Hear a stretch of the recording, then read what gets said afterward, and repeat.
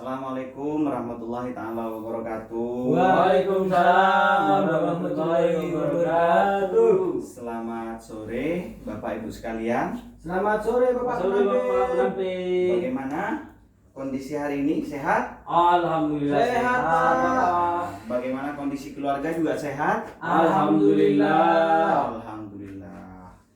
Jika kondisi sehat, ibu sehat, keluarga sehat, insya Allah akan mencapai keluarga sejahtera. Pak, keuangan tak sehat Pak. Oh iya.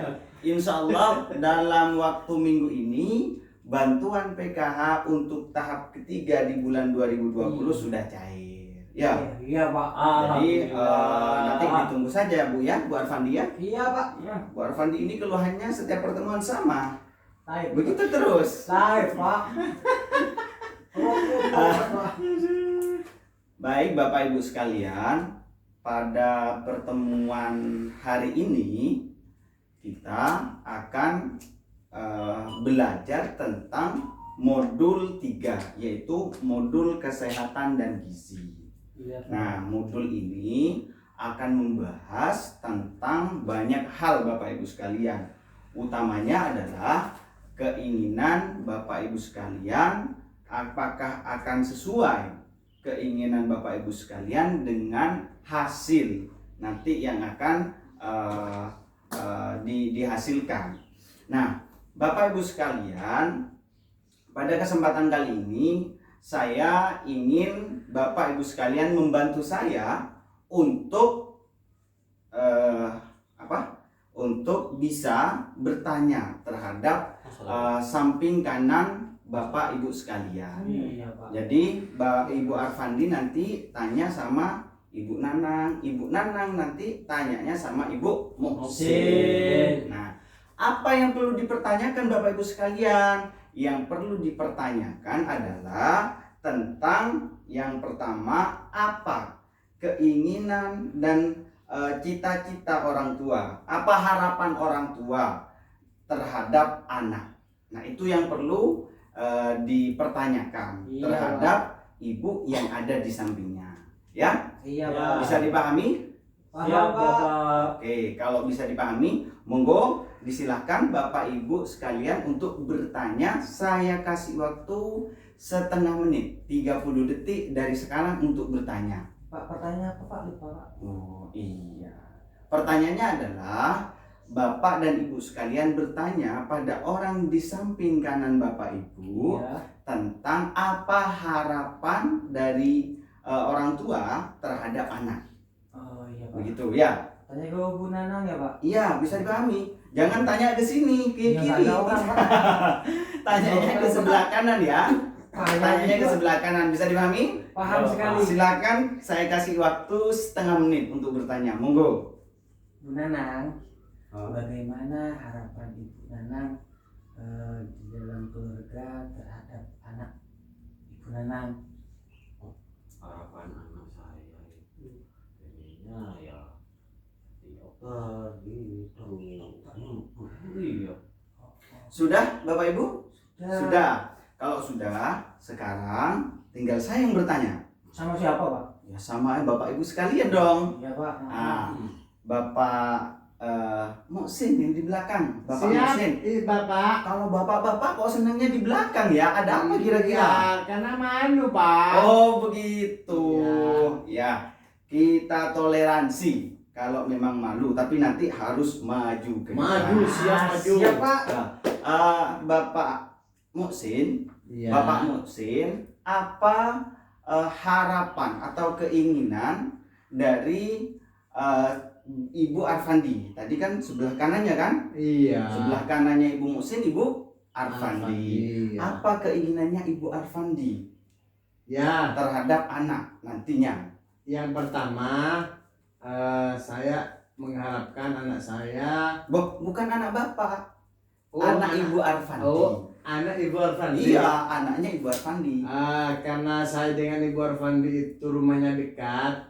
Yang pertama saya mengharapkan anaknya Ibu Arfandi itu tumbuh sehat. Yang pertama, yang kedua bisa jadi guru biar anak saya itu nanti dipelajari oleh anaknya Ibu Irfandi. Sudah. Itu iya. Terima kasih atas bantuannya. Tepuk tangan dulu.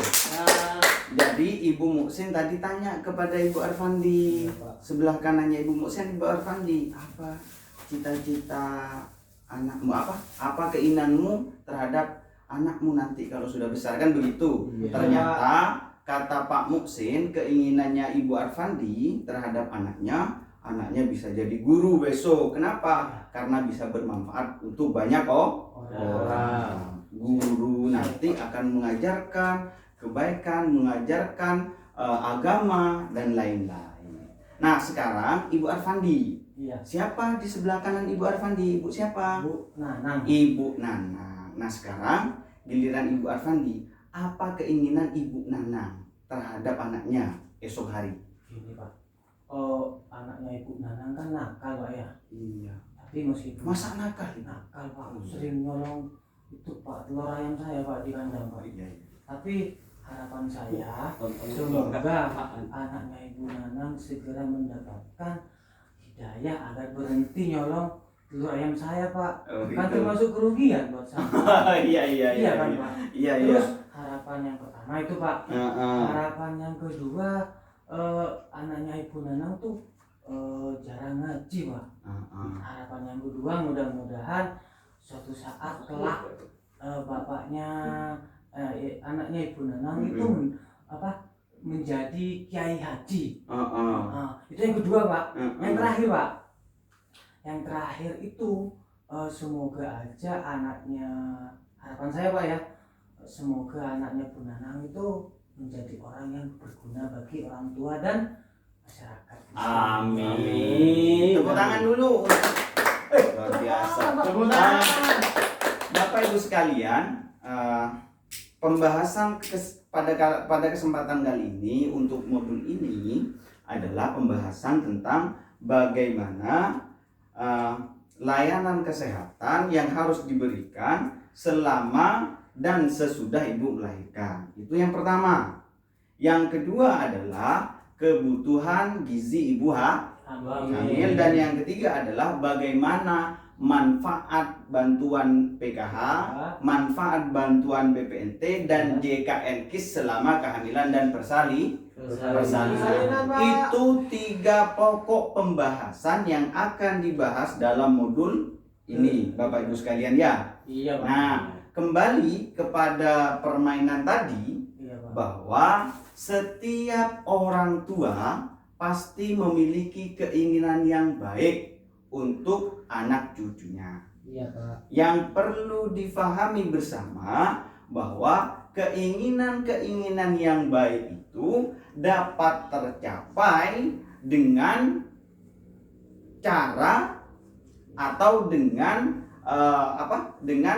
langkah-langkah yang baik. Contohnya semisal ketika ibu melahirkan anak, ketika ibu sedang hamil, ibu banyak mengkonsumsi makanan-makanan yang bergizi. Kemudian ibu hamil juga sebelum makan membiasakan diri dengan cuci tangan.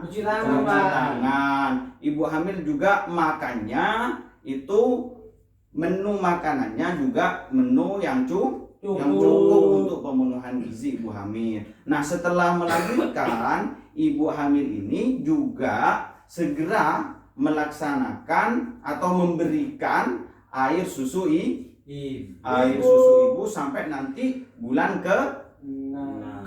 Nah, setelah bulan ke-6 nanti akan didampingi oleh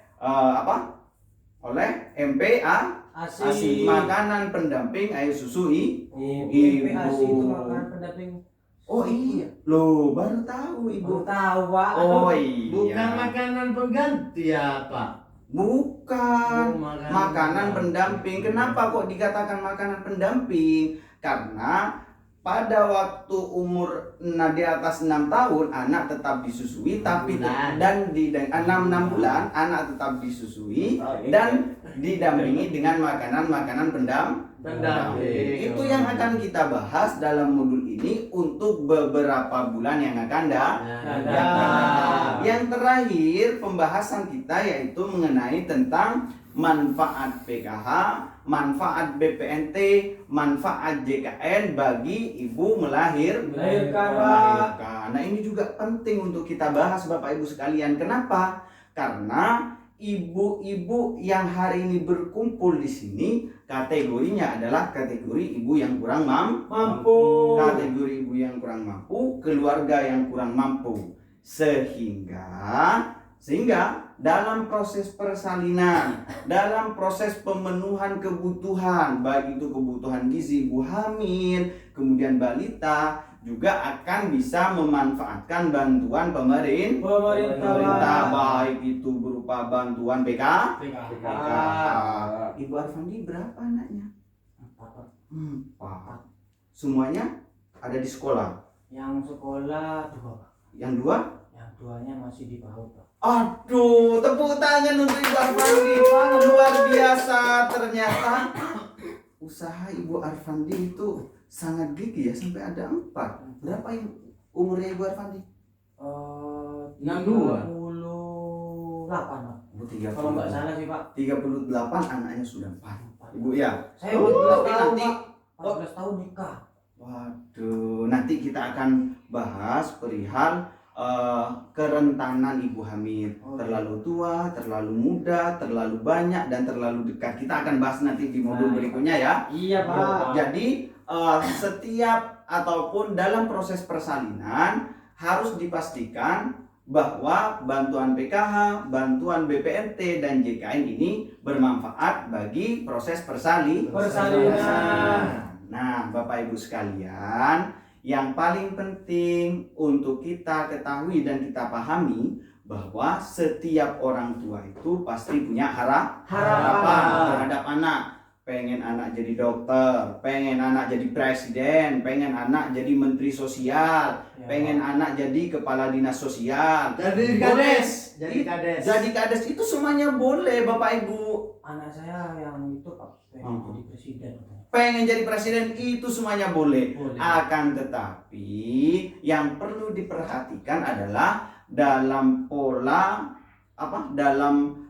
pola pengasuhan anak dan pola pemenuhan kebutuhan, baik itu dari sejak janin, dari sejak ibu hamil sampai nanti balita, kemudian menjadi remaja.